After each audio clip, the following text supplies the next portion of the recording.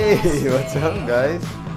All right, so I just had a coughing fit right before I was going live. I'm better now, and I got this little chat reader button on the side over to the right-hand side. So what I'm gonna do a little different, something a little different today. So I'll have it on, especially at the start to say hi to everybody and to chit chat a little bit, and then I'll put it on. Oh, let me find my sources. I'll turn it off. So I'm going to have it off. So right now it's on. Now it's off. On, off, on, off. And so when it's off, then I can basically concentrate a little bit better. It's been the last one. I was thinking about doing this for a while, but yeah, it's been getting a little bit too distracting. Sounds like a good plan. Yeah. So it should work pretty good. I still got, I didn't even check the stupid stream. Let's see. Okay, good. I got ultra low latency and the stream looks good. Especially for class clowns like myself. Yeah. Not only, yeah. I just lost it. Hold on a second. I'm sabotaging my own freaking feed. What's up, Jonathan? It's good to see you. Zane, Iqbal, and let's see. I got my chat up here on the screen in front of me. Trying to change things around a little bit. Thanks for the birthday cake. That's cool. I'm still working on the one that Jana gave me. She gave me a big, giant German chocolate cake. AK, what's up? AK. So yeah, I made it to jiu-jitsu class today at 6 a.m. class, which was really hard to do. I was trying to do it yesterday and I bailed. And last night, my brain tried to get me out of it again. I went through those negotiations that you do with yourself when you have to do something, or you tell yourself that you're going to do something. So anyway, it didn't win, thank God. I was having a hard time sleeping because I was so worried about it. So stupid. So so I finally made it. To say it, the Queen has arrived. Time for a spot of tea and a proper drawing lesson. Grin. Nice. I got coffee. Good morning, Tharun Raj. What's up? The Queen drinks tea, and I guess the American drinks coffee. So yeah, that was really. I feel really good. I feel really happy that I went this morning. Even though I got roughed up as usual, but that's the fun part. So now I feel. Today, for some reason, it's a little blurry today. What is that thing? I gotta get rid of those, huh? Let me see. Remove. Nice. Let's see. Good morning. What's up? Yeah, so we're working on part 2 of a narcissistic self-portrait birthday thingy-majig, and you can see the. Oh, I think you need to do the delay thing. Yeah. Oh, you like the delay? I'm gonna put it on pause in a second. Or not in a second, but in a minute. I was trying to get the camera to like flatten out on this drawing a little bit better. There's like almost no delay when I type. That's cool. I like that. And yeah, so if I make it flat, it looks a little bit better. But when I put it down on my legs, it kind of shows the angle, so kind of distorts it a little bit. But I think it's okay. Can never get it just right. And I'm trying. I got Mr. Yim's master study that we did 2 weeks ago on the floor here as moral support for me. Good morning. Happy birthday. Happy birthday. Thank you. So I'm using that as a reference, trying to remember all those basic techniques that we used on that master study of Mr. Yim's. Check his stuff out. I think I still have the links up to his book and his courses. Really good stuff. So I'm going to try to use that same kind of style on the self-portrait. And we also did It might be my connection cause it's blurry for me. I'm gonna try to refresh my connection. Oh yeah. You shall return. Is that my hat right there? Oh yeah. I couldn't decide if I wanted to wear the backwards hat. I don't know. Sometimes I feel really confident if I wear this one. This is like if I don't feel good, I'll put this on. and this one is sort of like just a old trucker kind of hat. That's actually I was trying to do a rhythms of the head stitch on a hat, and it didn't come out very well because of the detail of the rhythm lines. It was too much for the stitching, so it was a failed attempt at a product. And this demo hat actually costs a lot of money to do, so I still wear it even though it doesn't look good. But yeah, this is a workout hat now. I sweat in it, it's gross, but it feels good. Let's see, so I'm gonna start pretty soon. I'm gonna walk around this drawing a little bit and finish off the lay-in. There we go, the queen is happy now, nice and clear, woo woo. Oh, good. Let's see, and I'm just gonna walk around, try to adjust things before I go into the value stage. Yeah, just have fun. And I'm using, see, yesterday, I think the only pencil I did use yesterday was this Ritmo B, which, like I always say, it feels just like the vine charcoal, except it's in a pencil. Like, it's really strange. See, this one is a little hard. Yeah, so it feels like that one. It's similar. It's not exactly like the vine charcoal, but it's pretty close. And the problem... Happy late birthday. Thank you. And the problem I have too, like sharpening the... oh, almost knocked over my my microphone. But sharpening these Ritmo Bs, an electric sharpener at least, it's kind of... I break it a lot. So these are so fragile that I have to like...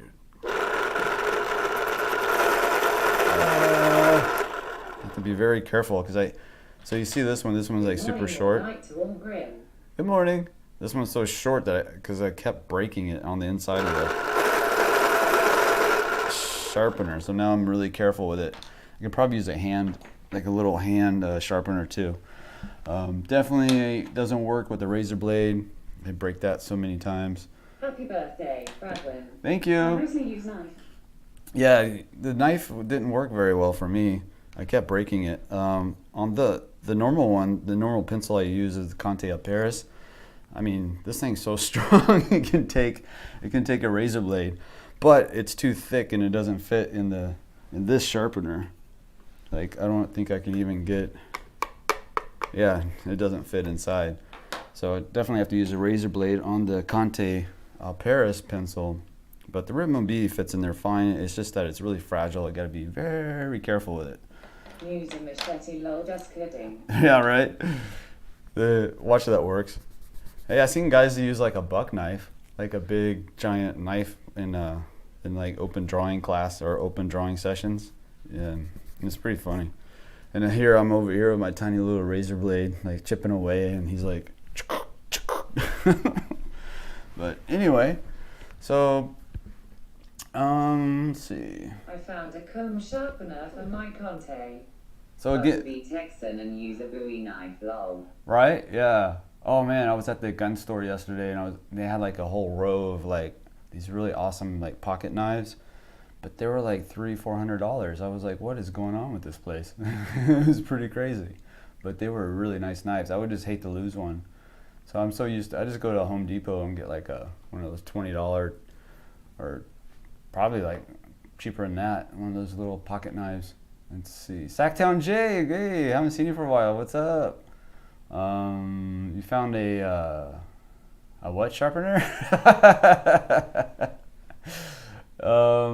Yeah. So again, with the button on the side, you see the chat reader with the lady with the little operator lady. She's our voice. And I'll turn it on and off. Oh, actually it didn't work, huh? Let me try it again. So now it's on, and now it's off, and now it's on. So right now it's on. And then when I turn it off, hi. And then when I turn it off, it'll give me a chance to just hyper focus on the drawing. Because I want to get a good one. Get a Mora knife from Atwood's $20 a good knife. Right? Like, why do you got to pay, $300-400 on a knife? That's the name of the sharpener that fits back, Conte. I've been busy with art class, inspired by you. Nice, cool. I didn't know they had a sharpener that fits the Conte. Nice color on shirt. Yeah, this is a new shirt. I bought it when I was stuck in San Diego last week when I was trying to get back to Texas, and there was like a big storm and I got stuck, and I had like 2 days to kill, so I stopped off at a surf shop and saw this one. I bought it for Jana, but I'm wearing it now. It's the slime balls. I like the color. It's really bright. Let's see. Team Ghost Rebels, what's up? Yeah. Oh, I think it's missing though, because it's like green right here. So it looks like I got shot. There's like a hole in my chest.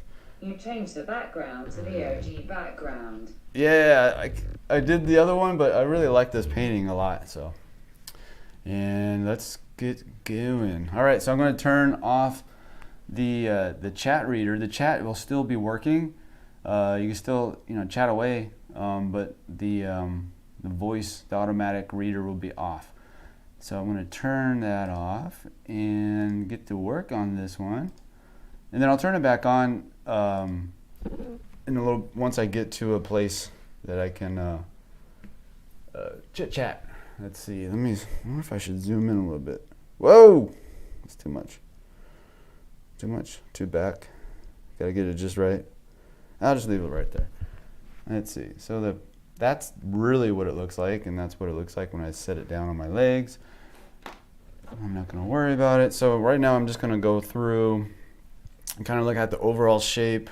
So I did this work yesterday, so now my eyes are kind of like fresh. My brain hasn't thought about it for a while, so now I can just make my corrections. And right away, I think I mentioned it yesterday at the end that I was like, oh, I made the neck too long. And of course I can see that right away. Because yeah, it's really long. It's a very elegant neck. Let's shorten it up to more of a reality, and I'm using my pencil to line up right through about right here to find where that collar actually sits. So I'm really off. I'm like half an inch off.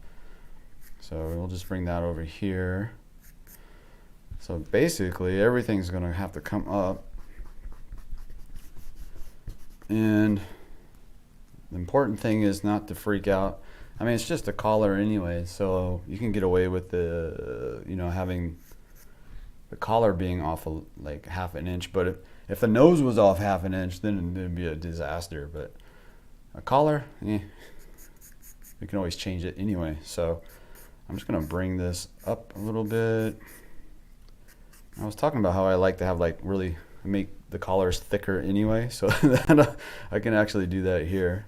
I'm gonna bring the shoulder up, and I'm right now when I'm coming up to the end of a lay-in, and I start thinking about just how do I want to work the background, and so that's what I got to start thinking about. I'm looking at Mr. Kim's master study that we did the other day. It's behind the chat. You can't really see it very well, but for me, I'm looking at it as a guide. That's why the master studies are so important to do, because it gives you a lot more. It's like a really good way to self-teach, self-taught, to teach yourself. If you can't get to a class or something, just pick a drawing that you like that somebody did. It doesn't have to be a master. It could just be anybody basically that you might be following on Instagram or whatever, and you just really like the drawing. So you just try to copy. Just make a nice copy of it. And what I found the best thing to do is after you do the copy like this one, and then try to make your own from your own reference, and using that same kind of style and same kind of things that you kind of discovered from that master study. And that one is over there. Let me grab it. So we did this one, right? This was the master study. And then the next stream, we did this one, and this is the using the same style, the same kind of like what we learned from the original master study, and then we used our own reference. And I think I'm gonna put this one on eBay and let you guys bid on it. So I think that would be really fun, especially if it was like live on a stream, to do like a live eBay auction. So I still have to spray spray fix this guy. And let me put that over here. Get it off camera. I still have to spray fix it, and I can't find my spray fix. It's somewhere packed away. I gotta figure out where it's at.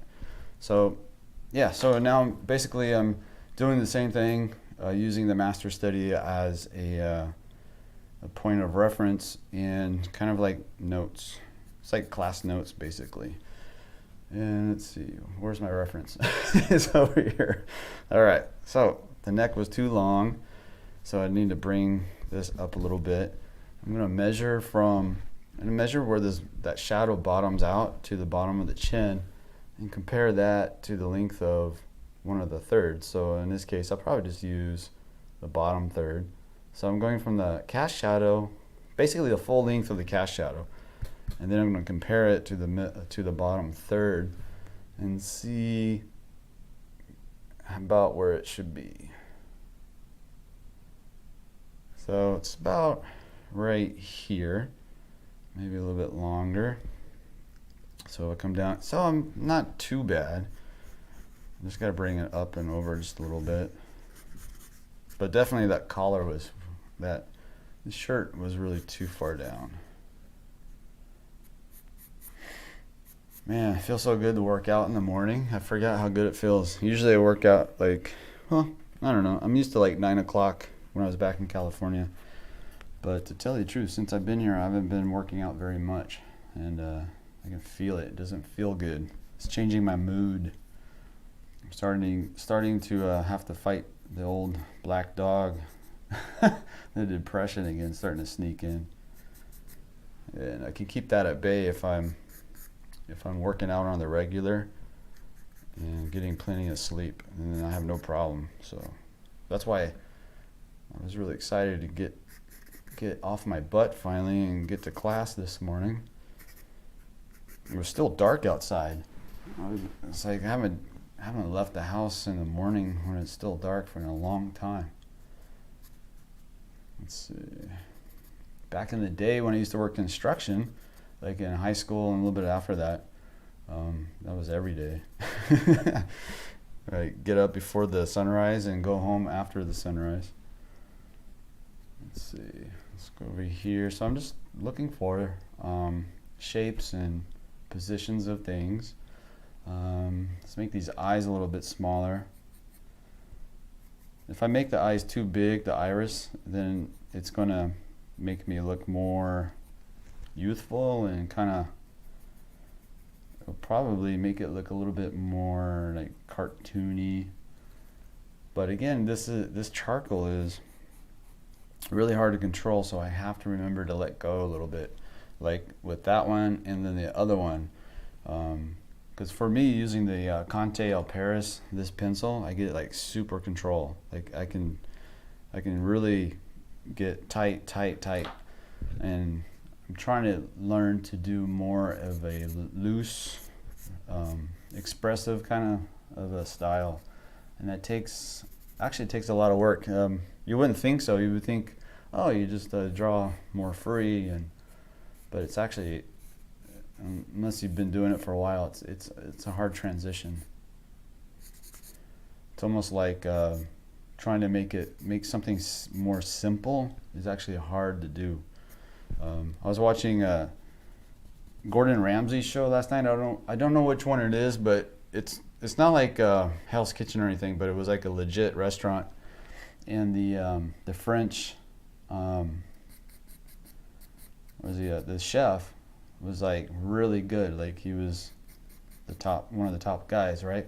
But he was overcomplicating all his dishes because he knew so much. So Gordon was trying to convince him to like just keep it simple, like really good ingredients, but keeping it, simplify things basically. And I feel like this is similar. Like this style is more simplified, it's more expressive, but it's really hard to pull off. So I'm trying to remind myself to do that. 'Cause I really don't like it when I draw and the drawing is it looks really tight and forced, and almost like I can see it and I don't like how it looks, and certainly don't like how it feels when I was drawing it. So usually if I'm really nervous, that's when it kind of kicks in like that. All right, let's come over here. Let's come over here. Rinky, what's up? Hi. Let's see, Timothy. Yeah, I've made several sculptures. I got like a block of clay that I play with. It's in the kitchen right now for some reason. She Spins, hola, what's up? Good to see you. I was talking about you yesterday when somebody gave me a critique, and then they apologized for the critique, and I was like, no, that's cool, because I think, correct me if I'm wrong, I think you helped me on that, the blonde girl with the black lace. I think it was like the boobie was too high or something. Yeah, so critiques are welcome. Let's see. I like these shadow shapes. That's where all the you can see my age in my eyes. You can definitely, right here it kind of comes in. I don't have any festooning yet. That might be another 20 years, unless something terrible happens. But I definitely got some creases going. This picture's kind of the TV screen I have to fix the settings on it because it's kind of blown out a little bit. It's much better on the laptop. I can see more detail. Let's come over here. Just playing with these shapes.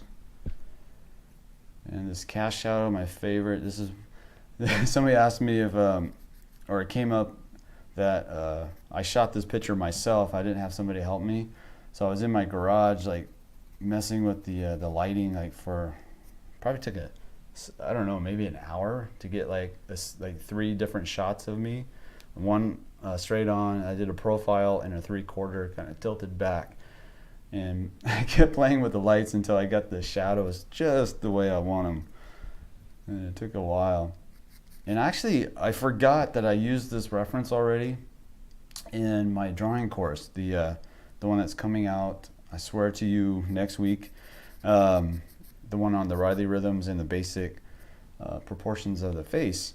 I use this one for the Reilly rhythm, one of the Reilly rhythm demos. So look for that next week. And right now the drawing course for the anatomy is still going strong, so check that out. And also I keep getting questions, which I've been meaning to talk about.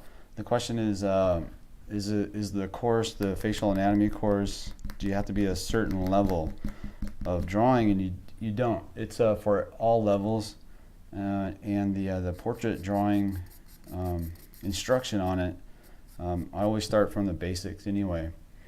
Even on the proportions, I cover proportions in that course as well, because you can't, it's just, you don't want to miss the fundamentals. So I always start with the fundamentals. So I cover it extensively, especially in the portrait drawing, or the demos of the portraits, not just in the lectures, but also in the full portrait demos at the end. There's 3 of them. So that drawing course is definitely for all levels. So let's come over here. So I'm looking at that coarse shadow, and I'm going to take a deep breath because I'm talking too much. So this coarse shadow, because it's over the fatty area of the cheek, it's going to be a little bit thicker and softer. And then as I come up into the cheekbone, it's a bony structure, so it's less fat. So that coarse shadow is going to thin up and become a little bit more crisp edged. And then you can see a cast shadow right here coming off from the brow. So that is going to be even more crisp. So I would call this the hard line. This one is the medium line, and this one is a soft line. So you have your hard, medium, and soft all in this one spot. All right, let's go over here. So I'm going to turn the chat. On. So here we go. That's how we do it. I'm trying it out. This is an experiment to see if the chat reader button works better for you. And so what's up, guys? Lakshmi Singh, what's up? Thank you. Happy birthday. Thank you. My forehead looks good. Thank you, Tharun. Yeah, it's kind of, yeah. I know, I was thinking about giving myself like a better hairline, like bring it down and maybe a widow's peak. Like, I don't, you think anybody would notice if I changed it? Make it look better? But I'm hoping if this drawing comes out well, like if I like it in the end, I'm gonna use it as a, I'm gonna use it for my, what do you call it? Avatars or profile pics. So that's the goal anyway. Let's come over here. That looks good. Got the trapezius, little triangle section right there. You got the. Well, Sorry, but to me, eyes look too big. Oh yeah, I shrunk them down too. So what I'm gonna do is I'm not gonna worry about them right now until after I get all the value in, and then I'm gonna push, because once we do the value, I'm gonna push and pull and push and pull and push and pull on the edges and stuff, and that's when I'll start to kind of sculpt in the eyes a little bit better. But yeah, you're right, they're way big. Let's see, they were way bigger earlier actually too, because there's gonna be a lot of push and pull on the edges with this, the way drawing in this style with this really soft charcoal. Playing with manipulating those edges. Brad, relatively new to these streams. They've been super helpful and I feel like I'm learning a lot. Thumbs up, medium light skin tone. Nice, thanks Ben. Appreciate it. Ben Brennan. What part of the world are you in? Let's see, let's come down here. Where is this? This is the, oh yeah, this is the cast shadow. Kind of lost my... Sorry, but I am just a learner. Team Ghost. Yeah. Let's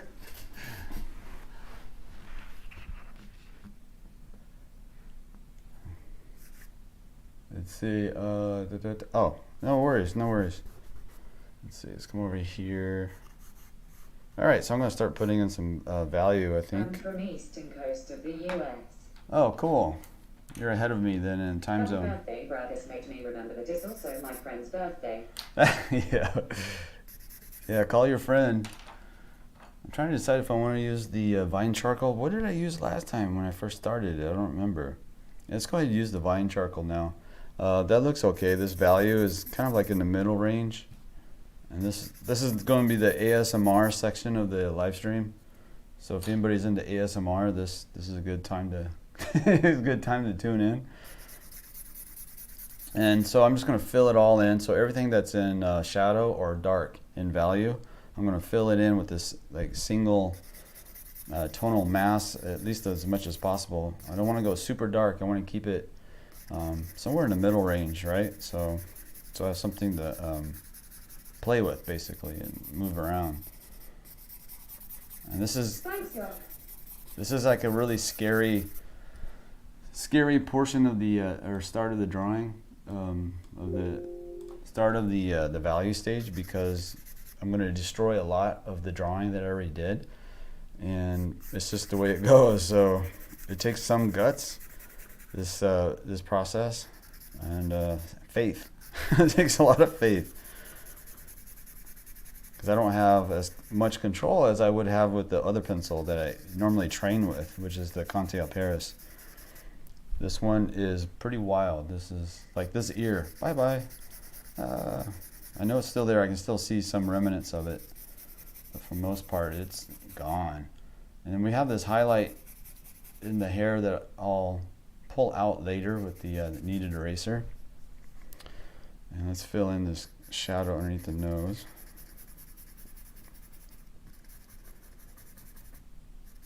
So yeah, I'm starting to panic already. I can feel it inside. And dude, I've been drawing for so long already. Like, I don't know how many years now. Like, I mean, all my life basically. But I've done this technique for several years, here and there.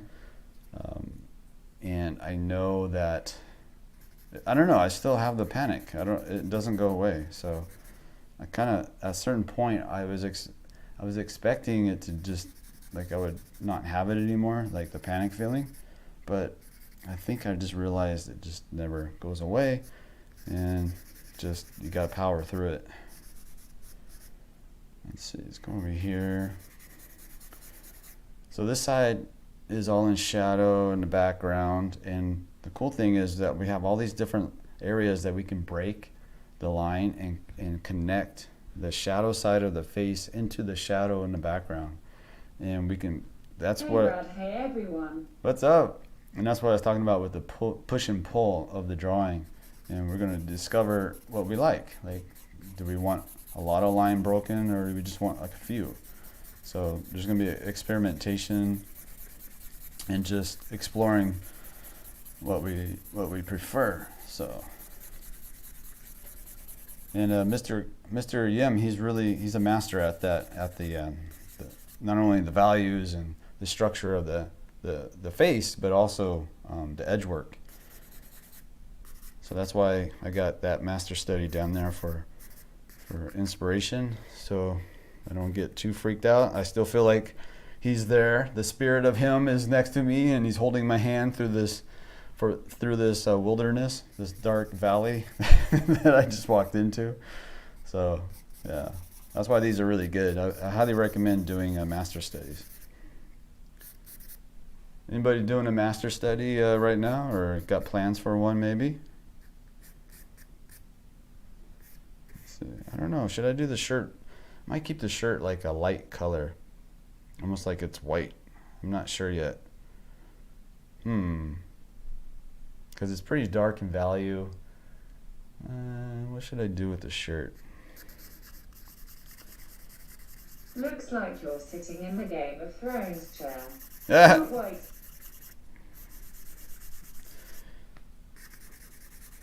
I'm gonna destroy it. So yeah, this is I also. really want to do a Sergeant Charcoal portrait master study. Oh yeah, that's a good one. There's like a good book, couple of good books with all his drawings, portrait drawings too. Pretty much they're all online anyway. You can just Google it now, images, right?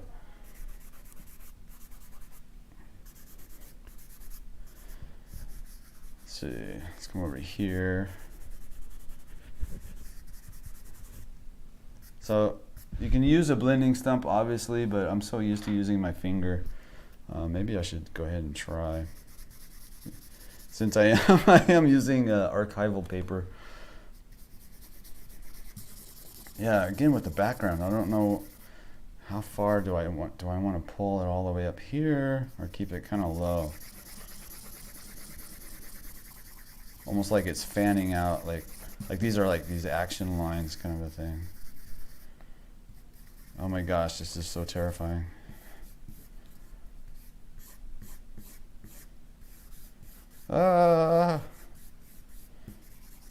He's destroying his work. I don't know. To make something beautiful, you gotta make a mess, right?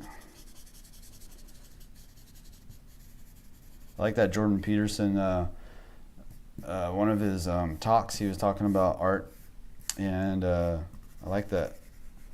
The phrase he said, make it beautiful. And somebody turned it into a song, or to, I think it was a Akira smiling face. Soundwave, I think it is. Akira the Dawn. He turned his speech into a really cool kind of a techno kind of mix of the speech and music and beats. Anyway, he was talking about making it beautiful and how that's Can like. you do something with the nose? The color on the right looks like it's pointing down more in the reference. Let's see. There's no. Okay, I'm going to turn the chat off for a second because I want to talk about the egg effect. So and I have some diagrams for you. So let me turn the chat reader off. The chat is still working, but so yeah, the egg effect. So when I was on my trip, I went to Target, and this is a Target mannequin head, and it's a perfect example of the egg effect. So the egg effect is that the light, as it hits the head, and it goes down the face. So let me click this next one. So as the light goes down the head, it's going to get darker, and we're talking about on the light side of the head. So what's happening is, so if you can see like those 3 different squares, the top square in the line going to where I pulled that square from, you can see how light or how bright it is compared to the one on the bottom. And even though they're both on the light side of the head versus the shadow side, they're still changing value as it goes down. And you can see the highlight pretty much where the arrow is laying on top, and then around it, and then all the way down it's changing value, so it's stepping down into a darker value as we go down the face. So what you'll see me do often is I'll take value from the side and pull it into that bottom third of the face on the light side. So I'm thinking about that egg effect. So this is going to be really bright compared to the middle third, and then even more so compared to the bottom third. And that really creates that three-dimensional look to the overall portrait.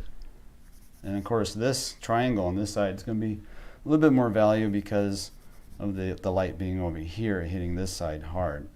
And again, as we go down, there's going to be more value in the light side. Hopefully that made sense. But yeah, that mannequin head, I saw that at Target and I was like, dude, that's perfect. So I took a bunch of pictures of the mannequin heads. They probably thought I was nuts. They're probably, we got a weirdo in aisle 10. So yeah, let's take that off. And 1 second here. All right, so let me just keep on working on this. So hopefully that made sense. So I won't be pulling a lot of value over into the forehead. I'll save that for last. Because what I want is an exaggeration of that brightness, like being brightest at top and then as we go down.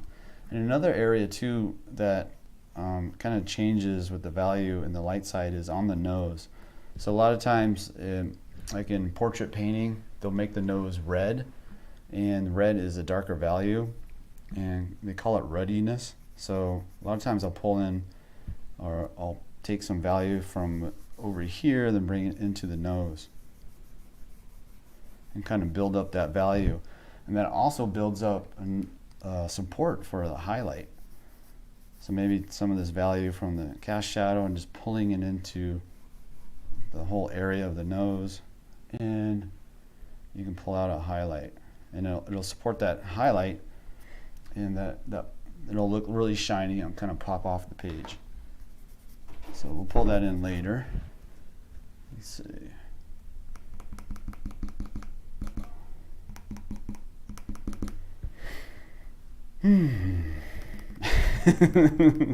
I was talking a lot, and I'm like trying to catch my breath now. Let's see. And squinting down helps a lot too at this point. And when you're squinting down, you're trying to see, either you're trying to see the relationship of the values, or you're trying to see the relationship or the edge work, basically. So it's either value hierarchy, or you're looking at the edges. And at this point, I think I'm doing a little bit of both.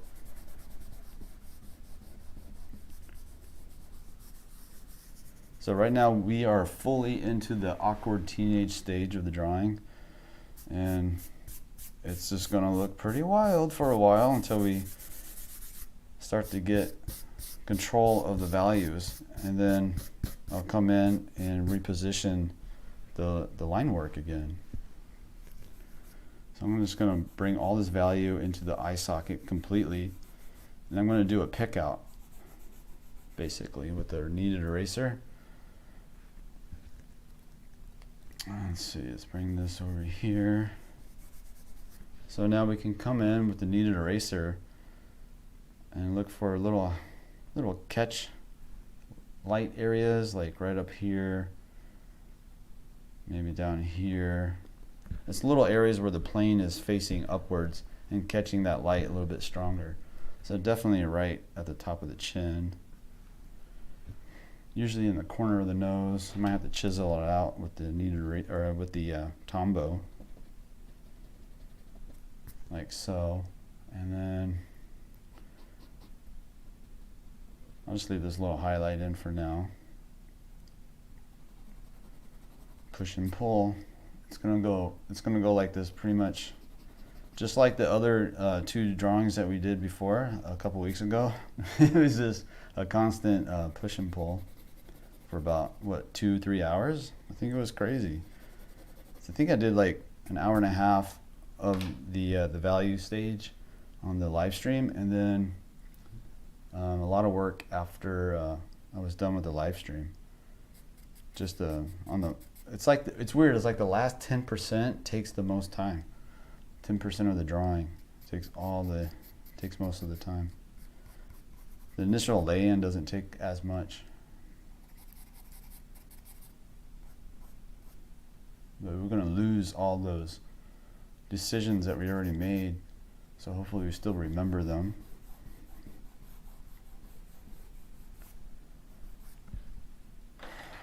So sometimes I get like overwhelmed and I'm like, oh my God, this looks horrible. Like, what did I do? Oh my God. So if I do feel like that, I can always just pick like one eye and just make it really pretty and cool, and then that'll make me feel a lot better if I need to. Don't always have to do that. Just depends on how I'm feeling, basically. I think I'll go ahead and do that just for example. So I'm going to work on this one eye. Let's see my pen eraser. Okay, good. I still have plenty. These last forever, these Tombow Mono Zero pen erasers, and they come with like, I think like 5 refills or something crazy. The hardest part is trying to remember where I put all the refills. Let's see. Hayes, what's up? In the style of Sargent. Yeah, that'd be a great idea, Timothy. I have the Sargent book somewhere over here. I could always do that. Or Fetchin. You know, Fetchin would be a good one too. Oh my gosh, Fetchin. Oh, I don't even have a highlight, do I, in my eye? I might fake one. I might wind up faking it. Am I leaning too far forward? All right, so I'm just going to chisel out, pick out.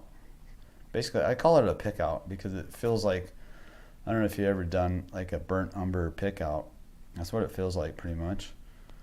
And then you got to think about the planes of the head, the planes of the eye. So this is a top plane of the upper eyelid and the top plane of the bottom eyelid coming right through here. Usually you get like a little bit of a spot of catch light, like right here, little triangles. They're like little triangles. You can think of them like little triangles, like one right here, one right here, one right here. Maybe inside the philtrum a little bit. But typically those 3 are like the main ones, the little triangles. You might get one up here in the corner too. Really just depends. But those are really fun just to look for and use them to your advantage. And let's see. So the white of my eye is not white. It's a pretty muted value. Let's see. I'm trying to decide if I want to sneak in a highlight or not. I don't know. We'll see. I'm going to make the pupil a little bit darker.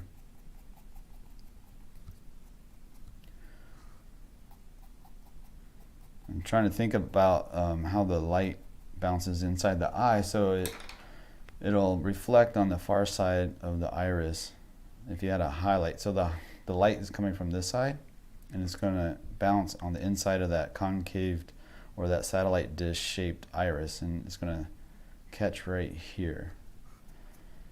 And then, of course, right underneath the upper eyelid, it's going to be a little bit darker. And again, I'm still using the Vine charcoal, so it's very little control of where I'm drawing. I'll probably, I can't remember, I think when I got into the final finish of the master study, I took out the Conte, oh no, I took out the generals, that's right. I took out the 2B and a 4B. So basically I'm going to keep this really broad and simple with the pick out, and then I'll pull out the generals when I get more detail. And that'll be at the end.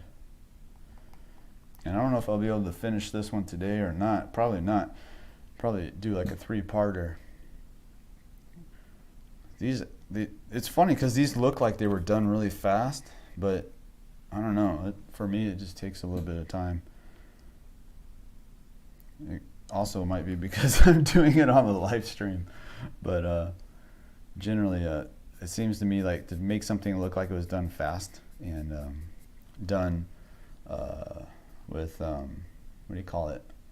Expressiveness, like really fast and expressive. It actually takes me personally, it takes me a little bit longer than if I draw like a really tight structured drawing, it goes a little bit faster.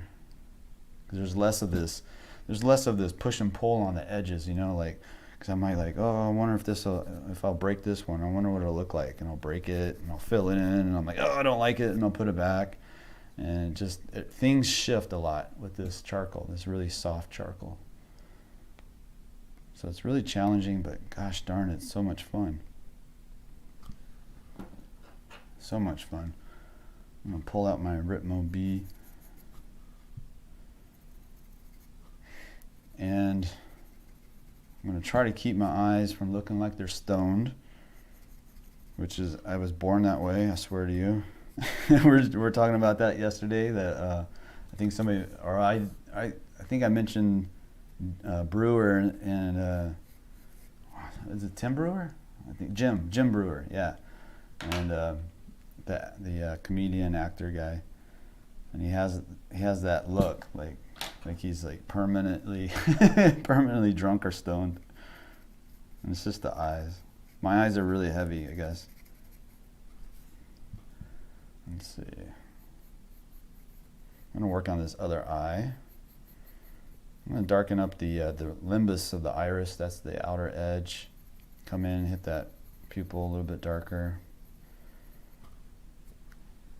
I just want to get the eyes, I don't know, I want to get them to about a 70% area of being finished, and I think that'll make me feel better and a little bit more confident as I move forward on the rest of the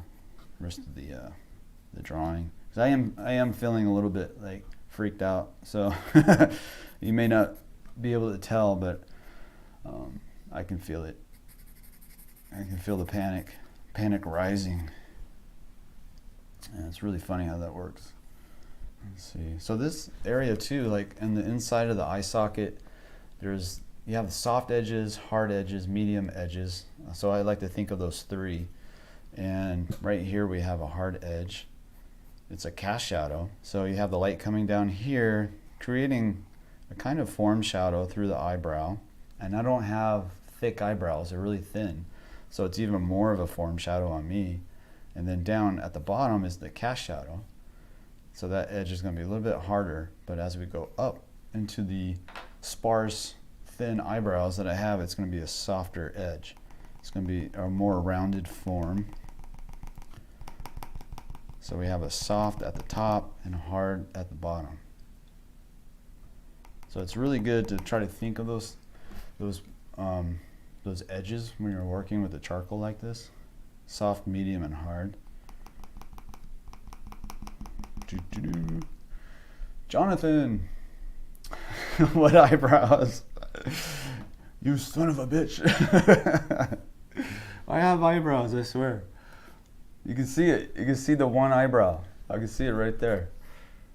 It showed up when I was about 38 years old. One gnarly, coarse eyebrow. Just one.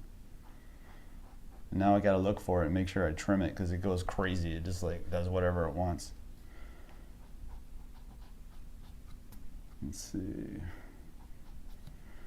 Put a little bit more of a shadow. I'm gonna give myself more eyebrows. I don't care. I deserve it.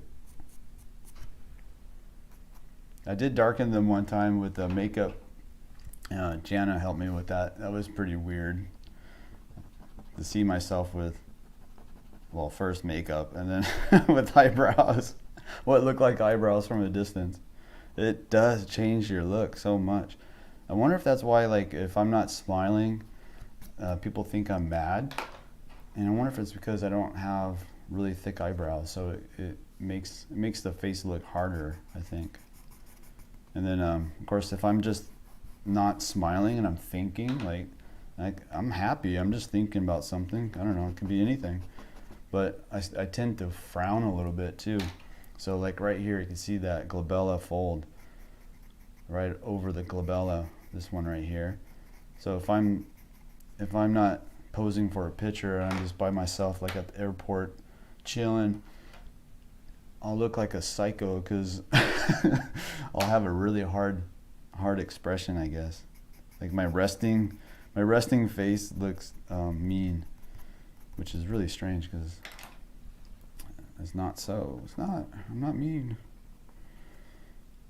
So I can actually kind of think about the overall shape of the brow too. Coming over. It's a strong highlight right on the upper eyelid. Really pull out that spot. Okay. Sorry, Brad had to. Thanks, Jonathan. Thank you. So you guys like this off and on chat button? I'm going to turn it back on for a little bit, and while we chat away, I'm going to keep on drawing a little bit. Let me turn it on. It took me like half an hour to figure out how to round the corners on that button that I created too. I winded up just finding an app online somewhere. I was trying to figure it out on a Photoshop, like the chat reader, the icon with the lady's head, like just to round those stupid corners. I couldn't figure it out on Photoshop, so I just found some. So I have been doing digital art a bit more lately. If you wouldn't mind checking out what I did sometime, maybe some advice. I posted them on my Instagram. Cool. Yeah, I'll look for it today. I haven't been on Instagram very much the last week. Not too much, but I'm back. Yeah, so I'll check it out today. What I did you? use the same basic principles as traditional. Oh yeah. Notice with the portrait having neutral face expression. Let's see. Where's that cast shadow? In the Do you ear. have issues with skin oil on the fingers when you are moving values around underscore? Sometimes I it. would like to see you one of these days drawing with graphite. Yeah. Let me pause it for a second. That was a really good question about the finger and the skin oil. I want to talk about that. So let me pause. Let me pause. There we go. We paused. Yeah. So who asked that? Tavona. Yeah. So great question. Do I have issues with the skin oil on fingers when you're moving values around? Sometimes, and it's weird. It's like if the air is humid and I don't pay attention, my fingers will get a little bit moist. And that's no bueno. It doesn't work. So like it's pretty dirty, right? Like my hand is pretty dirty, the finger. If either it gets like the hand starts to sweat and it gets mixed in there, and then I come down for that first swipe, like especially in an area that doesn't have any value, and sometimes it'll hit, and that charcoal, because it's wet, it'll stick to the paper and it just won't come back off. It will not come off. It like stays. And that can be a really pain in the butt, especially like, earlier when I was talking about the egg effect and I was pulling all that value in to the lower portion of the face. It's happened before, and it was always like in the summertime in San Diego. There's usually about a month of the year that it's super humid, and I'll be in class or something or drawing at home, and I'll come across and bam, I'll hit right inside a very high detailed area, and just that little smudge won't come off, and I'll have to figure out something to work around it, and it's just a pain in the butt. So you do have to watch out for that. That's a great question, but I think right now I'm okay. It's funny that I just, like, answering your question, I can feel my hands starting to sweat. I don't know why, but yeah. Great question. Okay, chat is on. What voice do I have? Am I doing the English voice? Let's see. It was, right? I'm so used to it now, I don't even... Yeah, I noticed I sent you a message on Instagram a week ago. You can disregard it, though. I was just concerned. Oh, okay. Yeah, it's hard to keep up with some of the messages. Let's see.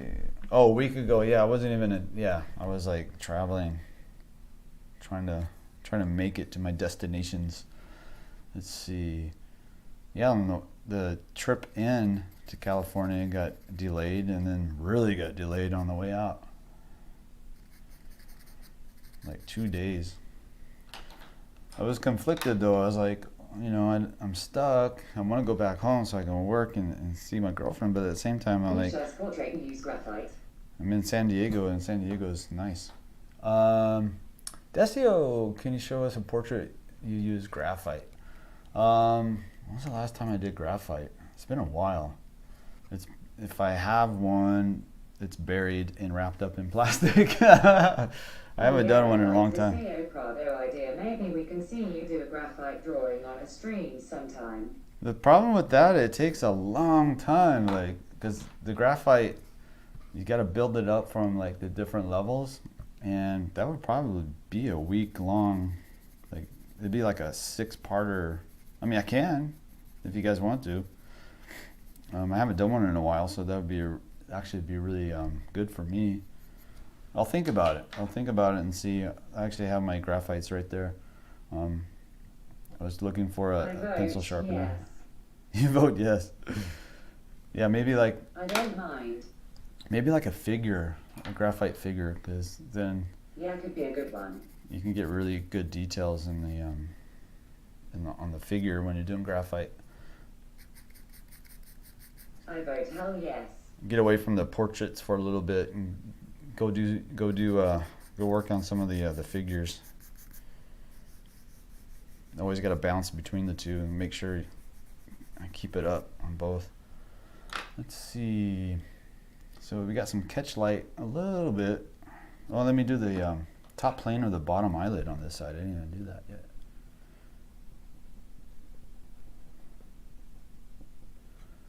Yeah, and it comes around the corner and it kind of disappears halfway, or 3/4, 2/4, 1/4. My brain. I swear to you, man, my brain doesn't work half the time when I'm like on these live streams. I can't get it to like think. Like math is no good, and people's names. I noticed when I'm like drawing and talking, I have a hard time bringing up people's names from memory and doing math.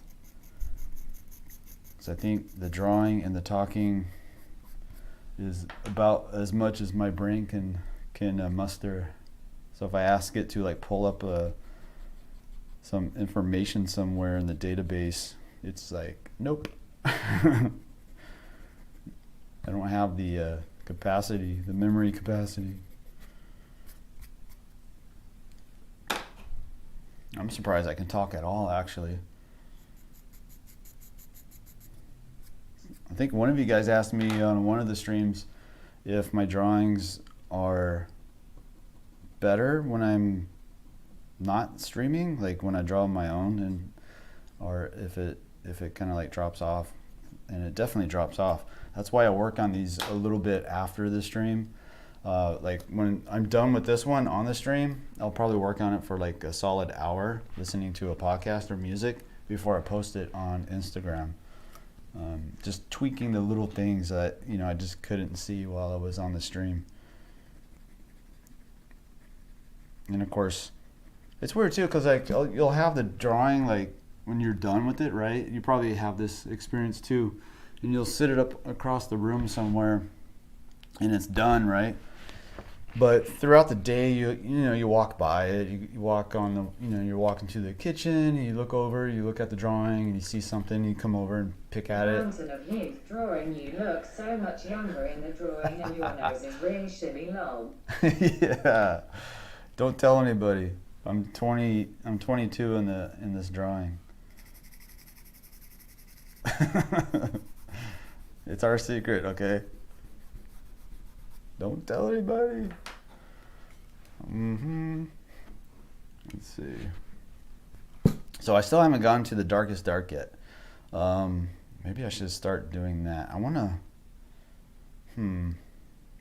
Long. Trying to decide, because we did the single tonal mass, right? Like the middle range, and filled everything that's in shadow or dark. The queen can keep a secret. Yeah, she can. I bet that's true. Victoria's Secret. And the next thing you want to do generally is look for the darkest dark and pick your lightest light.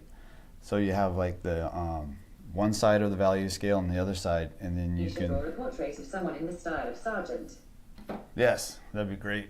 And then you have those two sides of the value system to work your hierarchy, basically. So I'm trying to decide if I want to do that now. I'll get to it in a second. Let me just keep working on the overall edges, I think. I don't know. Should I just do that? It's hard to tell. I'm trying to remember what I did on the master studies. Okay, that didn't work. So I thought I could use a stick instead of my finger, but I had no control. I'm not going to get crazy with that. Let's see if I can. I need to bring some value in. So let me grab this. Okay, there we go. I needed some value in this light side on the neck. I have serious problems when I'm drawing things like bracelet, ring, earring. Can you give some tips? Oh, that's my, yeah. I like to, sometimes I don't even draw the earring until last.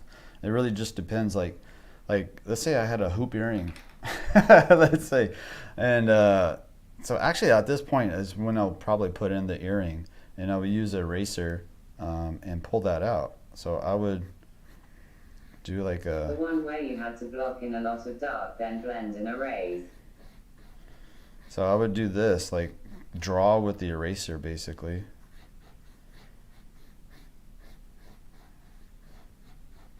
And then come in with, I don't want to do it now because I don't want an earring, but and then I would come in and hit the darker parts and kind of pull those highlights, make those highlights pop by building up the darks around it. But first I would cover everything and then come in and draw in the shape of the earring, and then behind that I would fill in the darker areas on the earring.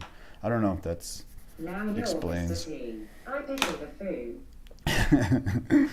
Looks great with earrings, like a 80s band member. I should leave Have it. you ever done or had an interest in animation? No, I haven't. It's actually intimidating because I don't know anything about it, and it looks really, really hard. So I don't know. I just never got into it.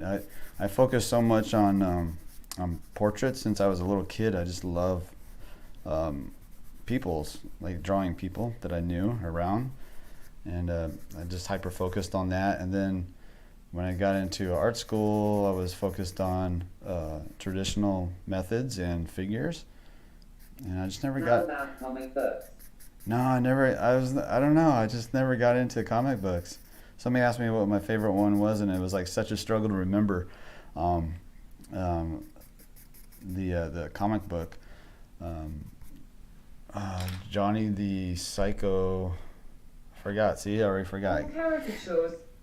I like caricatures. Those are hard. Those are so hard to do. It's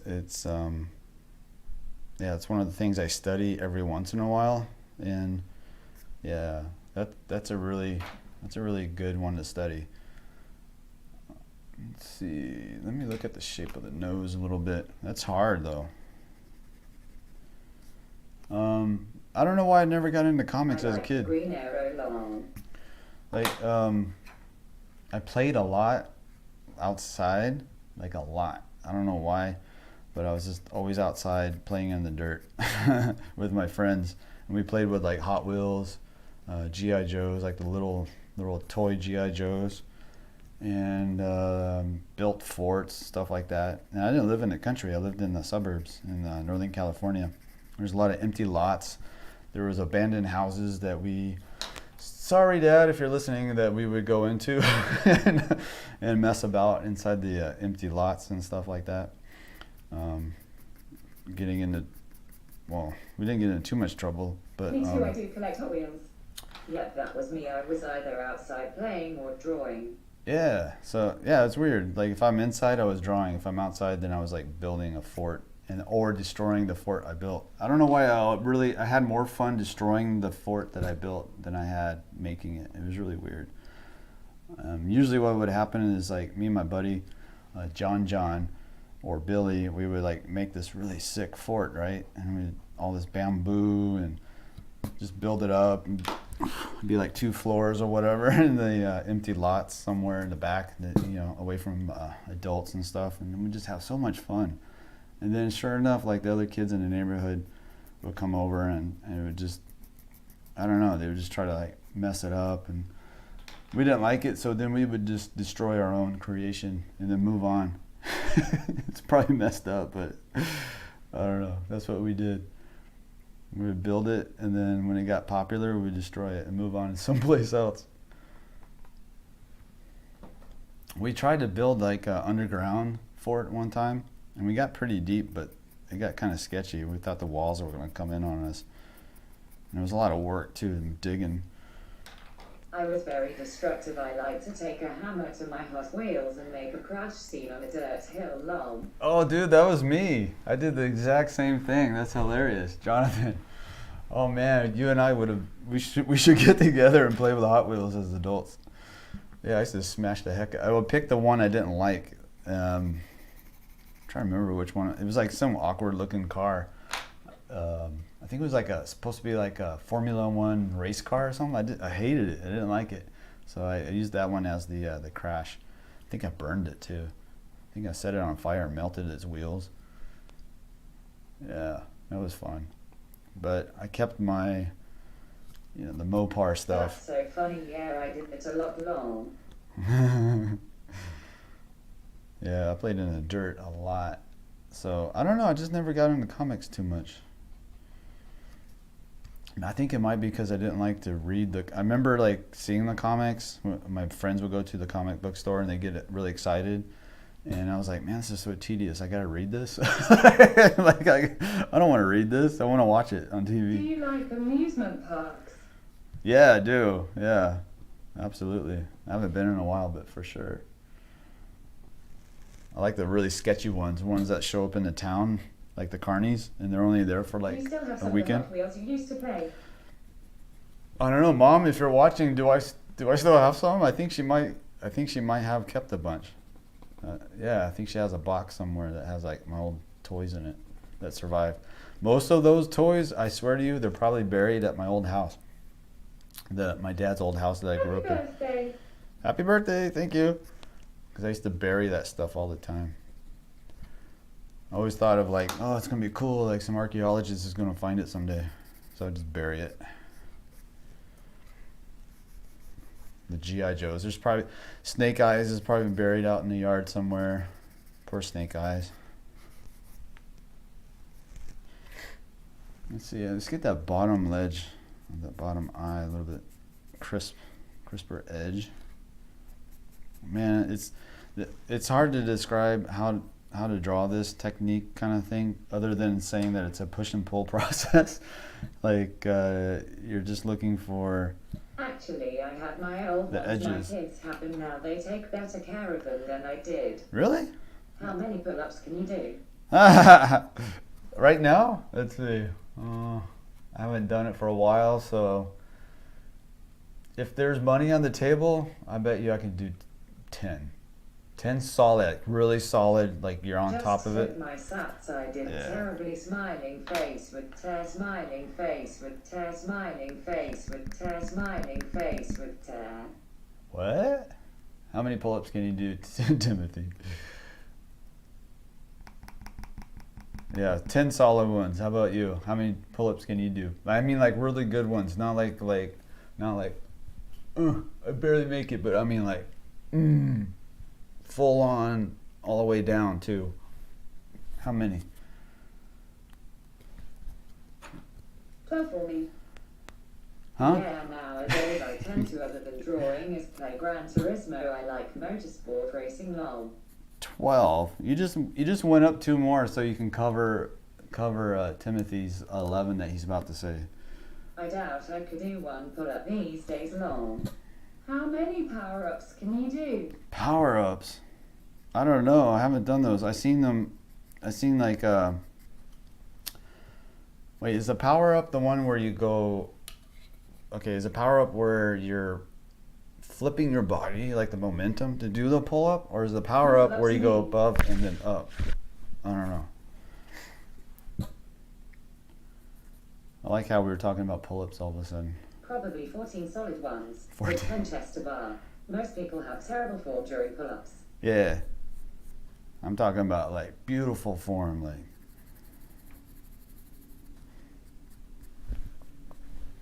All right, so I'm gonna pause the chat and I'm gonna talk about. How many burpees? Lol. Burpees. I could do burpees forever. I swear to you, I could do burpees forever. I can do first ones underwater. Underwater, nice. I can do underground, covered in dirt.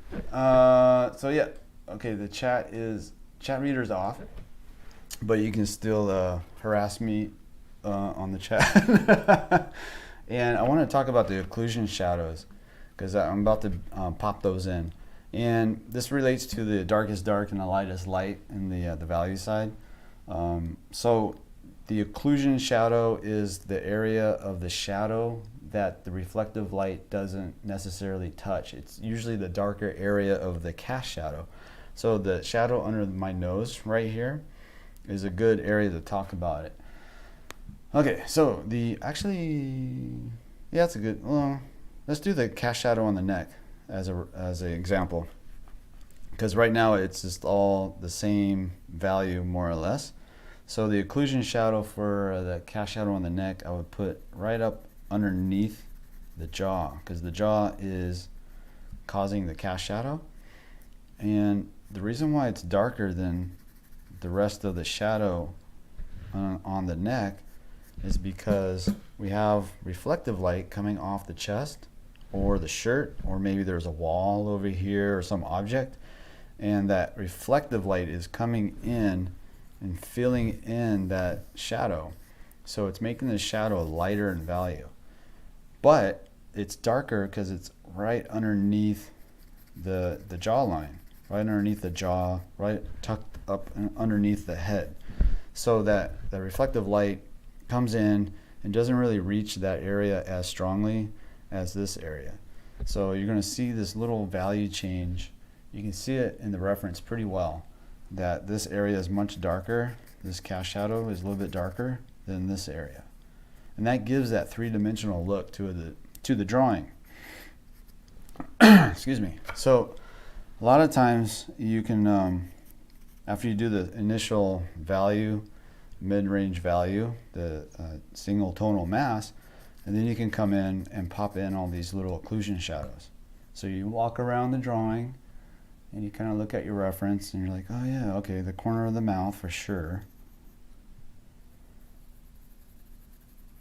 And these are going to be a little bit darker. And you look for cast shadows underneath the planes, like underneath the bottom lip maybe, down here, up underneath the nose for sure, especially right here. And you can play around with those too. You can make them really strong, really dark, or just very subtle too. And again, that's really just your personal preference. But the overall idea is the cast shadow is going to be crisper and darker right up against the thing that is giving the shadow. So like here, in this case, it's the nose. So this edge is going to be really crisp compared to this edge down here. It's going to get softer as that reflective light is filling it in.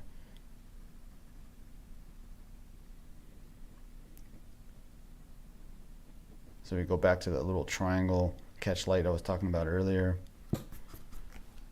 That and a combination of that dark, of that occlusion shadow, is going to pop forward off the page. And it's popping way too much right now, and that's okay because we still haven't found the balance yet. But you want to walk around and look for those occlusion shadows. And then at some point you'll start to squint down and kind of subdue them and get them in balance, get them in a hierarchy of values. Perfect. I kind of like this button. All right, it's back on. Let's see. Is it Conte? This one is Vine Charcoal and the Ritmo B, which feels just like Vine Charcoal pretty much. Let's see. So I'm going to go back around the drawing, look for those occlusion shadows here and there.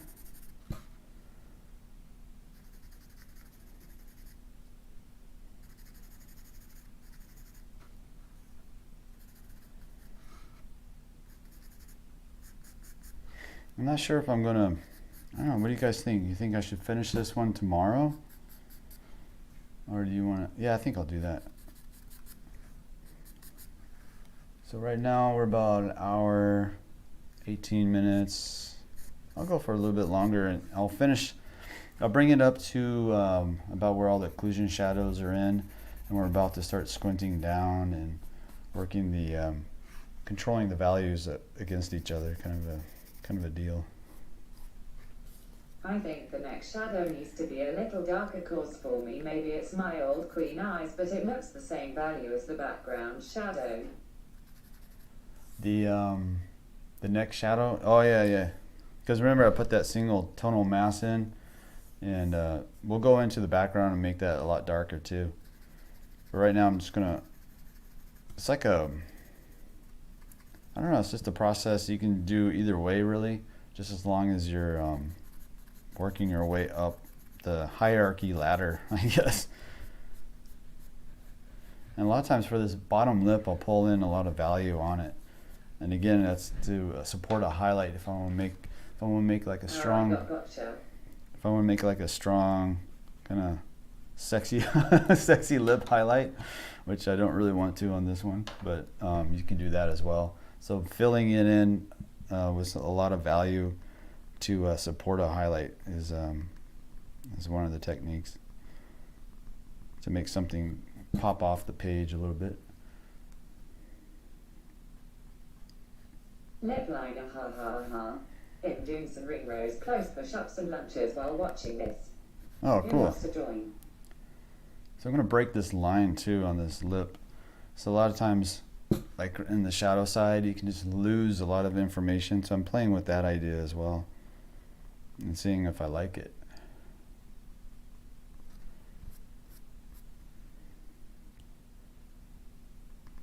Let's see, let's come over here. Thinking about the planes of the face. I really like using the kneaded eraser this way, like the pick out. It's so much fun. It feels like painting, like you're moving paint around, but it's just charcoal. I like it, Brad. Thank you. And I'm still in the awkward stage. I'm still panicking, but the idea is to keep moving forward. And that's with everything. It's so strange. Like since I started supporting myself 100% off of art, like the drawing course. So please get the drawing course. I need to pay rent. Yeah, check it out. Gumroad.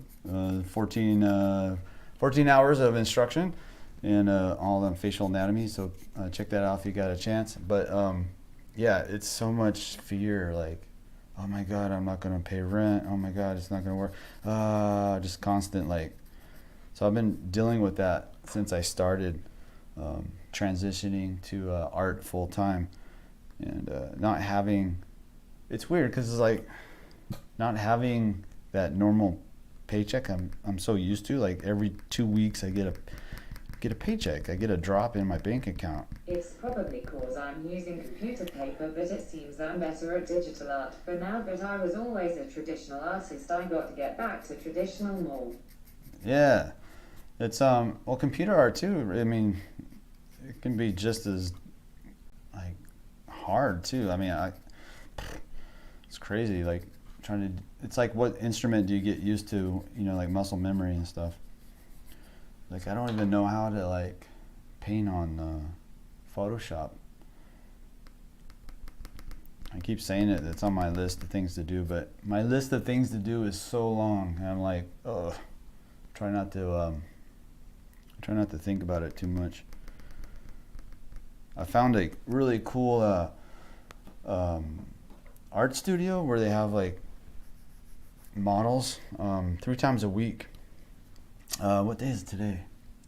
Because it's usually Tuesday, Thursday. Yeah, so tomorrow they have If you get a chance to use Procreate on an iPad, I think you would find it rather easy to get used to. Oh yeah, my buddy had one and he was drawing in front of me and it felt like he let me try it and it felt almost like paper itself. That was pretty cool. You can tip the pencil sideways to shade. You can? I didn't know that. I thought you had to be up on the tip. Dude, that's just really, that's so cool.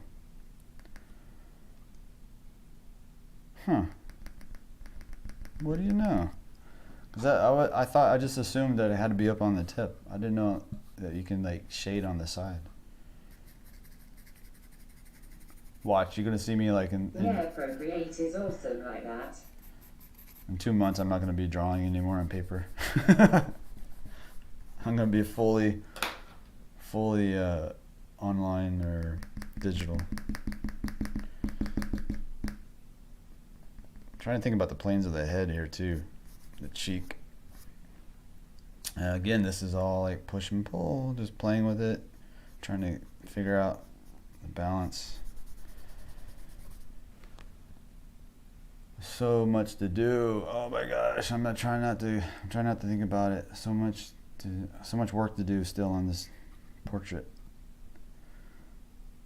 It's one step at a time. No, you can tip it sideways a bit and it'll give you different amounts of shade that you can do. That's kind of cool. I do remember the texture of the glass felt really, really cool. It felt like paper. Like it had like some grit to it, some bite. And yeah, it was really kind of, because I thought it would be like really smooth and I'll send glassy. you a link of Amazing Artist on Instagram. Can you check after drawing you will love? Cool, thank you.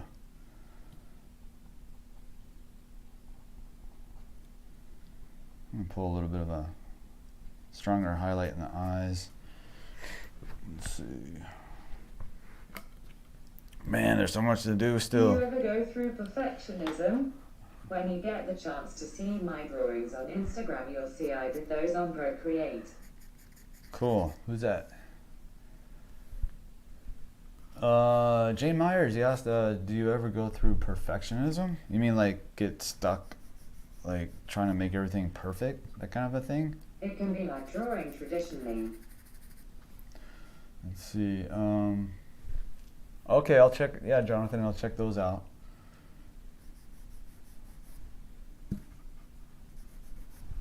Salutations from Spain. Spain, what's up? Good to see you.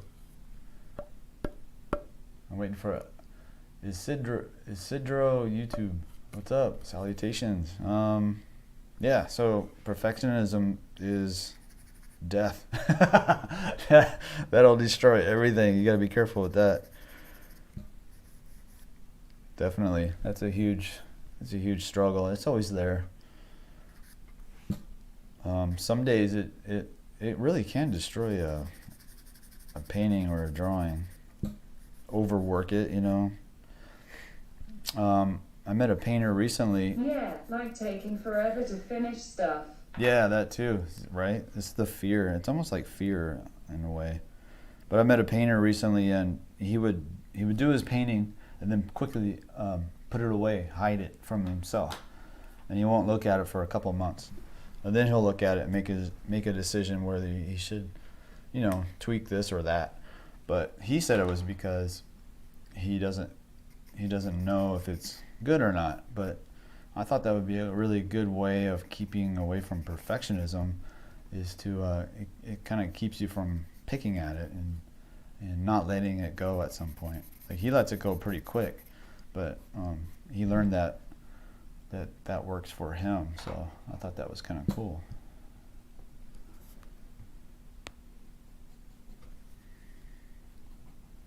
But yeah, for me, like sometimes when the perfection hits, it's like I'll be posting a drawing on Instagram.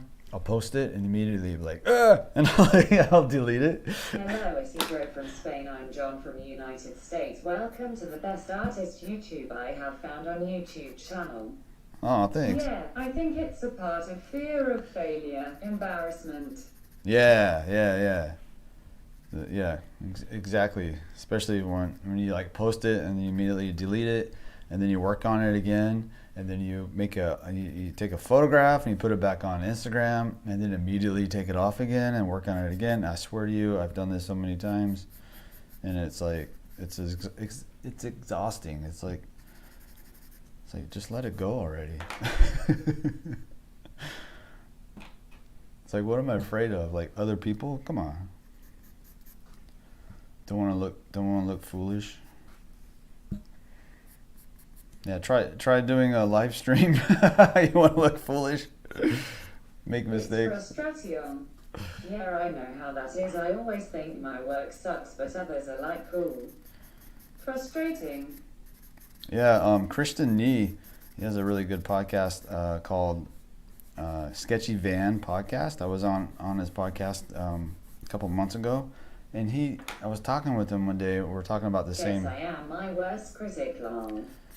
We were talking about the same problem, right? And he was like, there's always somebody who is at a lower level than you who is looking up to you for the next level. So you might think like, I'm not good enough to do this or that or post this drawing or whatever. But there's somebody who's on the same path, but they're like behind you, watching you make your way further up. You're absolutely amazing. Wash hands, wash hands, wash hands, wash hands, wash hands, wash hands, wash hands. Thanks.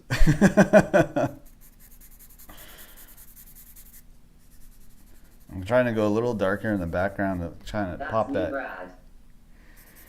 Trying to pop that corner up a little bit. But yeah, I like that idea that somebody's behind you, watching you make your way into, towards the shining star. Man, whatever you post, it's always beautiful. Oh, thanks. And then, Good evening. and I'm watching somebody else Sorry, doing I the same couldn't thing. understand, man. Please repeat again. Okay, I'm gonna let me pause. I'm gonna pause the chat reader, and I'll make my case. All right. So what was I saying? So I was talking to Kristen Nee from the Sketchy Van podcast. This dude, he's really smart. Anyway, but we were talking, and he was like, there's always, because I was feeling a little insecure about this or that, and I was expressing that.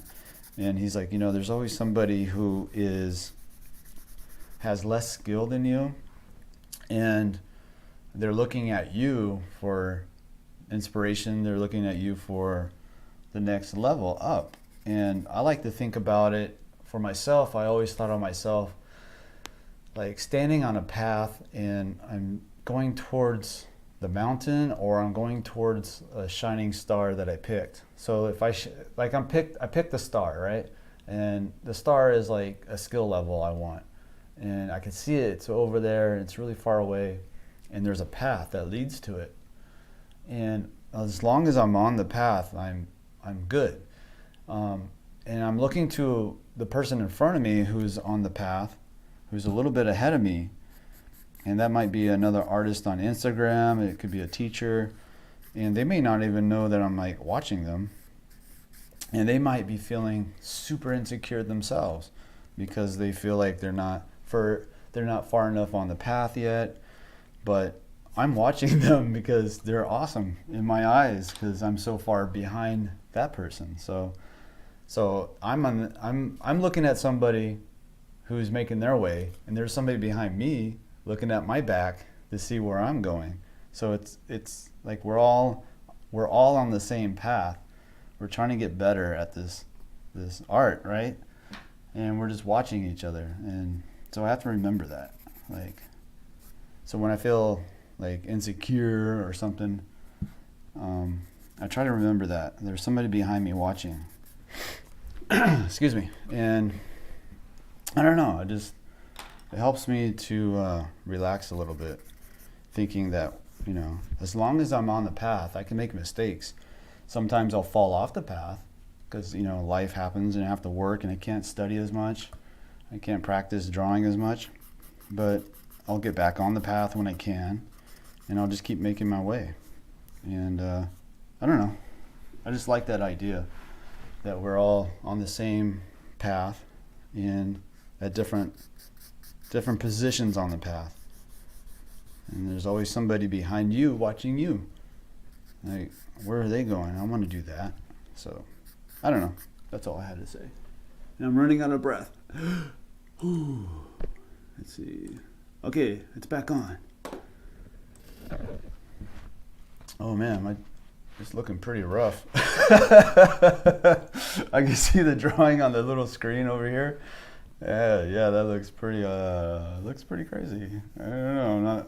I'm gonna have to work this overall head shape back to position here. I'm just talking so much about the path, about feeling insecure, and I just looked over. Which country you are? Yep, since I found you, you have easily became that person I look up to grin every time after I watch you. I get inspired to keep drawing, and I've learned so much, even though it's not really a lesson, but yeah. Cool. Have an exam, gonna sleep. Bye, Brad, and thanks for the class. Oh, bye. It's all about the journey. Beautifully said. Have fun on the exam. Good luck, Tarun Raj. Let's see. I'm in the United States, Texas specifically. Even more specific, Austin, Texas. My new city. I'm like maybe 2.5 months now in Austin. It's a rough start, but it's going okay now, I gotta say. Cheaper rent. Had to start over with making friends, but that's okay. People are really friendly here. And yeah, just making my way, trying to figure stuff out. Wichita Falls, Texas. Long last 5 years now long. Wichita, where's that? How far away is that from Wichita? I don't know Texas very well. I'll look it up afterwards. Wait, Jonathan, are you from like outside of Dallas? Did we talk about that before? Like you're like a couple hours from Dallas? Can't remember. You ever come by my area, Bradwynn will go fishing. Heck yeah, Great. dude. Coming here soon. Hope we can meet. It's 2 hours from Dallas. Yeah, okay. Oh, you're coming to Austin, Texas? That'd be cool. Dude, definitely look me up if you're not anybody who's in anybody on the stream watching. If you ever come to Austin, check me out and we'll come. I'll invite you over. We can draw together on a live stream if you got the, if you're not too shy. Or at least hang out and do something. Draw. I'll take you over to that art studio, and that's in Austin. That's really cool. Do some live drawing. That would be so awesome.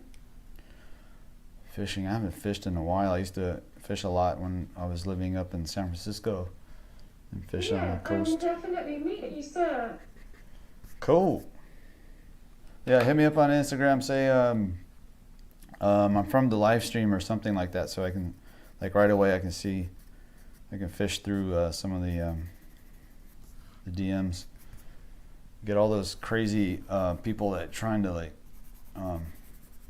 get me to do what's that company? I can't remember the name of the company, but there's somebody that keeps trying to get a hold of me for selling my videos to some company in China so they can do I don't know, some what do you call it, repackaging of the Hello, Bradwynn. the YouTube videos. Your work, and I'm learning so much from your previous ones. Seriously, thank you. By the way, any chance you might be visiting India? Where I became a fisherman since I moved to Texas. Lol. Mainly catfish and rainbow trout. Oh yeah, rainbow trout. I used to, rainbow trout's nice. It tastes good. Yeah, I would love to visit India for sure. Just don't have the money right now. I am broke. I'm pretty broke right now. That was a really expensive move. When you don't have much time to plan, it can get really expensive. Let's see. I'm gonna go a little darker. Oh, we're about an hour, 40 minutes. Let me just throw in some value. Fishing. Let's see. I'm from India. Tell me which Indian food you would like to have, especially from Bengal. What's it called? The little pockets, like they're like little fried triangles, or oh shoot, I told you my brain doesn't. It can't. It's because you were cheap in India. My brain cannot pull up information if I'm like talking and drawing. It's really weird. Malasala, is that? Samosa. Samosa. That's it. That's samosa. Thank you. Yeah, that's so good. I love that. Yes, that is really good. Now I'm hungry. Yep, the Queen is broke right now too, or I would have got your drawing course and been donating a lot more often. The Queen is broke? What happened? I heard that the Queen is actually like, aren't they worth like trillions of dollars? But they don't have to disclose any of it. I was experimenting with this highlight on the neck, but I quickly decided not to. I took that out pretty quick.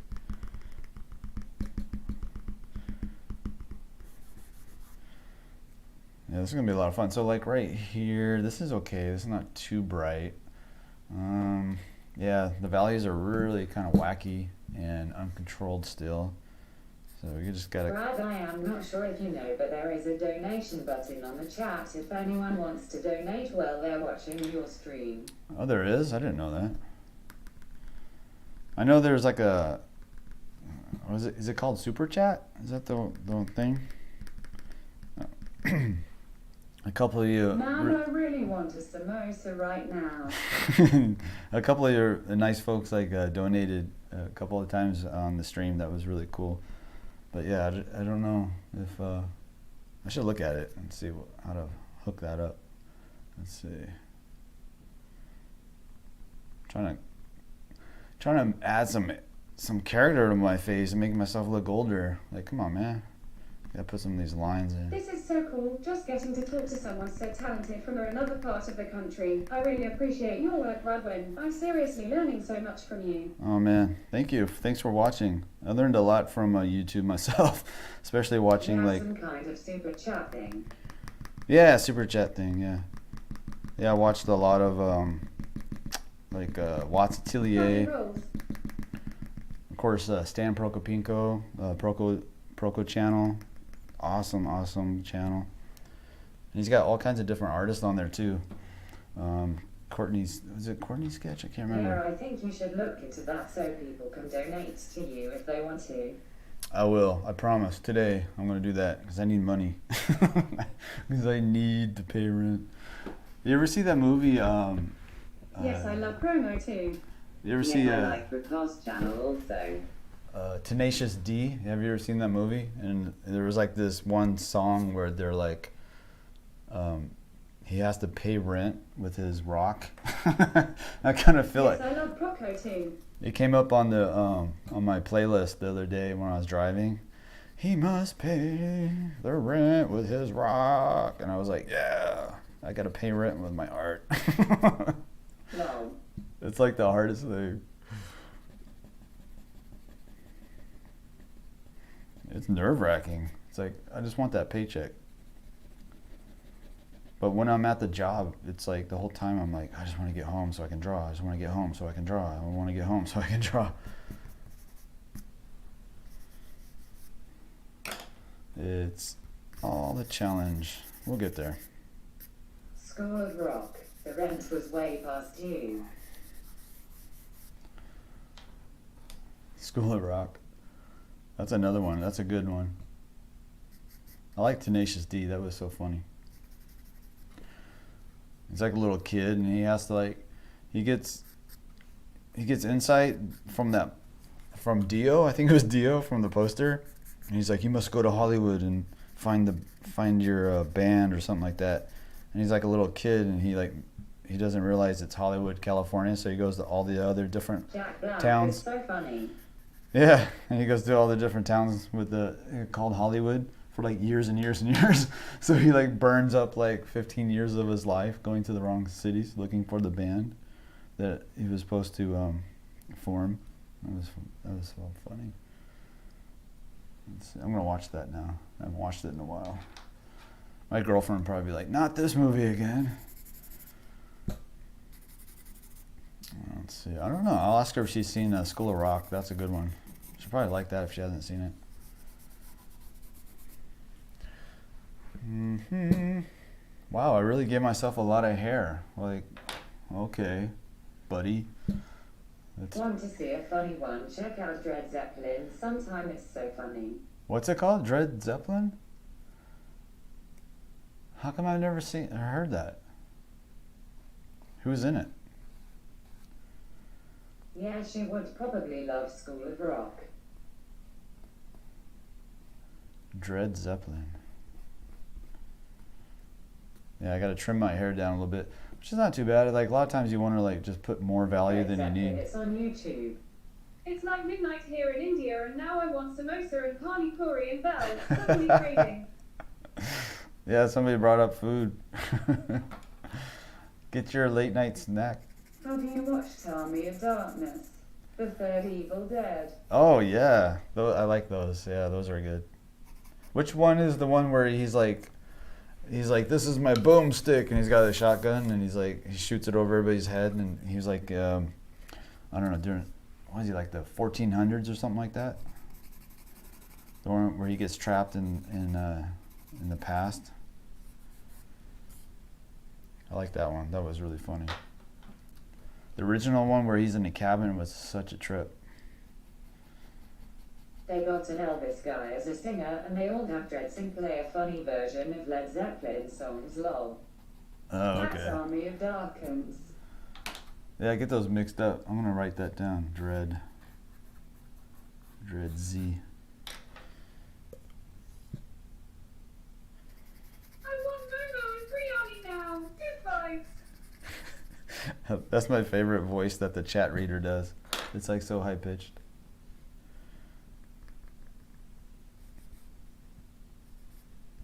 All right, he's still in the awkward stage, that's for sure, but coming along okay. I'm gonna break this line over here. You're using Bradwynn. Bruce Campbell is a genius. Bruce I love Campbell. that voice. I like that, the high pitched voice, and then the one that sounds like brr, brr, brr, brr, like they're like in a underwater kind of, like they're on drugs. So I'm breaking that line up, and I broke more of it than I wanted, and I'm gonna see if I can find a balance, because don't want like a floating head, definitely don't want that, but also kind of want. What's that paper you're using, Bradwynn? The likeness is coming out so good it's making you look 30 years younger. That's right. That's artistic license. I'm gonna make myself look so good. It's better than Photoshop. This is like the ancient Photoshop, ancient techniques of making yourself look awesome. True. I wonder if old master artists in the past have done that, made themselves look better.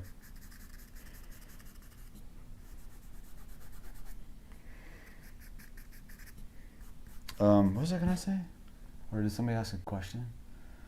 Oh, what's the paper I'm using? Oh, this is Strathmore 400. It's in the. I have a link to it in the description below. But Yours is like him, my portrait, lol. But yeah, this is a 400. It's really nice. It's really like, it doesn't have like a heavy grit or teeth, but I don't know. It's like a nice in between. So it picks up the charcoal pretty well, but also lets you smear it around.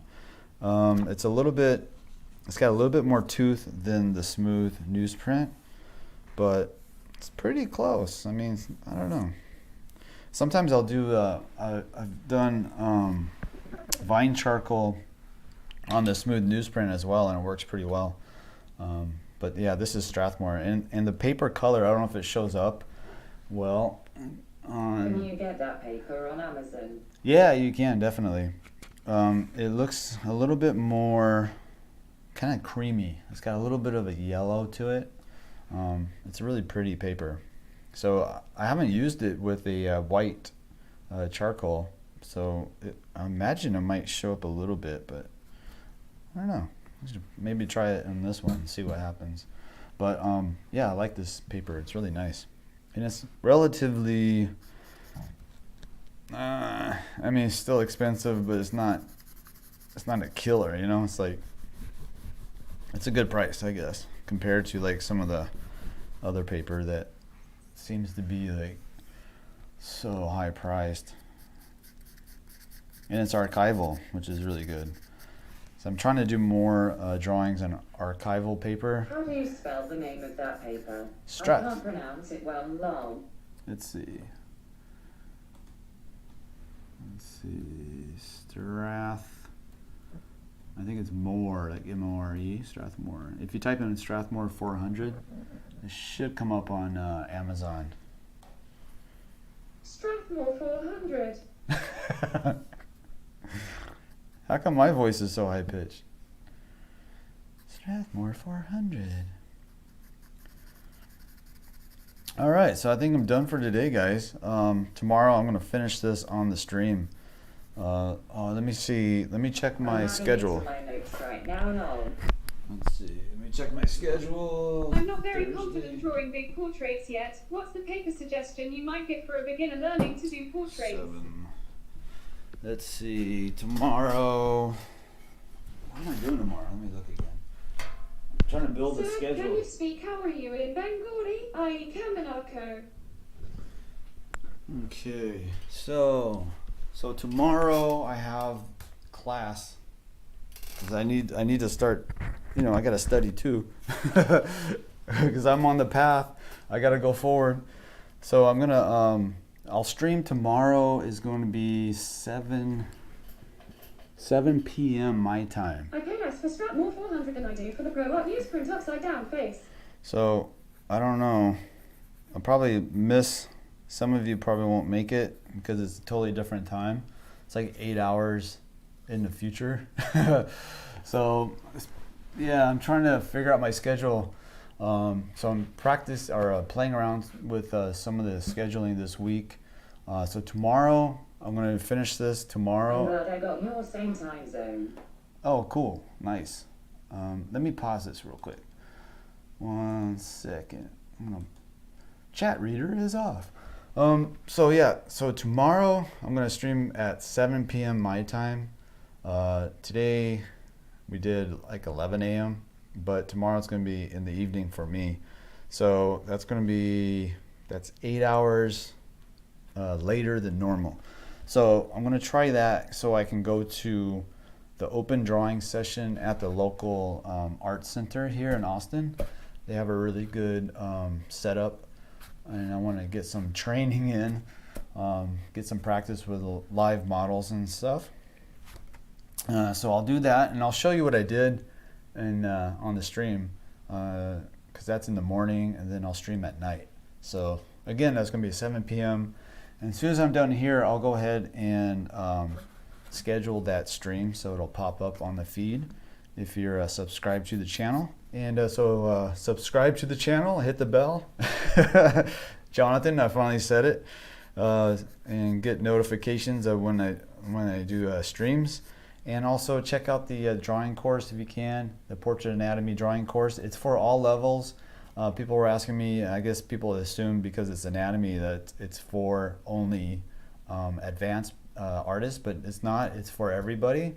And I go over the anatomy of the face, the really important structure of the skull, the muscles, the fat pads. But also there's 3 demos in the course, and each of those I take you through stepwise through the beginning to the end. So it's for everybody. If you've never drawn a portrait before, that would be a great way to start out. That's for sure, because I talk about all the proportions, I talk about the rhythms, even though it's not about rhythms necessarily, but I still talk about the basics. So definitely check that out. The link is below, and that's for Gumroad for the drawing course, and I'll see you guys tomorrow. Let me turn this back on real quick. Got my buttons. All right, so she's back on. The chat reader The people were like, Ha ha ha ha, that's what I tell all my friends back home, that I live 2 hours in the future from them, lol. Yeah. So bring the flute once. Let's see. So yeah. So tomorrow it's gonna be in the evening for me. So that's gonna You be. have a Patreon? Yes, that's right. Who said that? Thanks, Brad. Thanks You for got a the bomb. thanks for the prep, Jonathan. I really appreciate it. Yes, I have a Patreon. So every Monday is the Patreon live stream where it's very hyper focused on drawing process.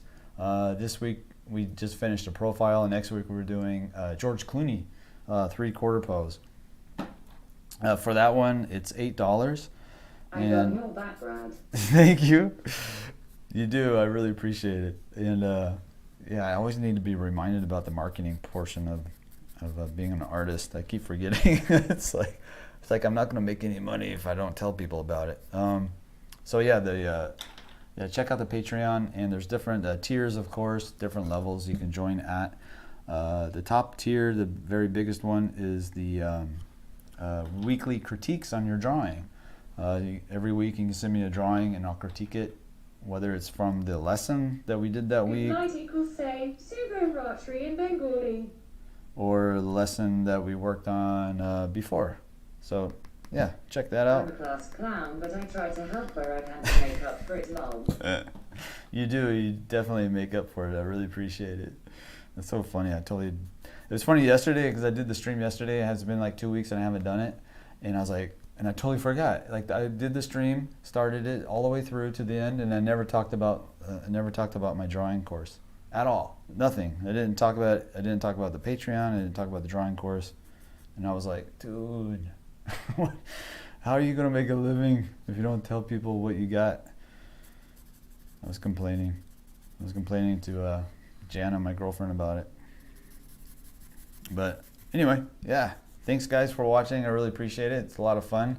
This is a little torturous for me doing a self-portrait, but yeah, hopefully this works out. I hope I get a good one. I'll make sure to try and remind you more often, Brad. Thank What you. happens when you're dedicated? Good night from India. See you tomorrow. Good night, India. Thanks for coming. Good night, Jonathan. Oh, it's not good night for Jonathan. Jonathan's like the same time zone as me. Good. Have a good afternoon. Yeah, cool. I'll see you guys tomorrow, 7 p.m. And I'll continue on this mug of mine. Check out the drawing course. Subscribe. Hit the like button. Share. Help me out. Share it. Share it. Share it. All right. Yes, it's good afternoon, lol. Thank you, Brad. Slightly smiling face, hand waving. I like how it Long says live slightly. the Queen. Long live the Turn on Queen. all Yes. notifications. Yeah. Make sure the Queen hits the notifications. All right. I'll see you guys. Bye.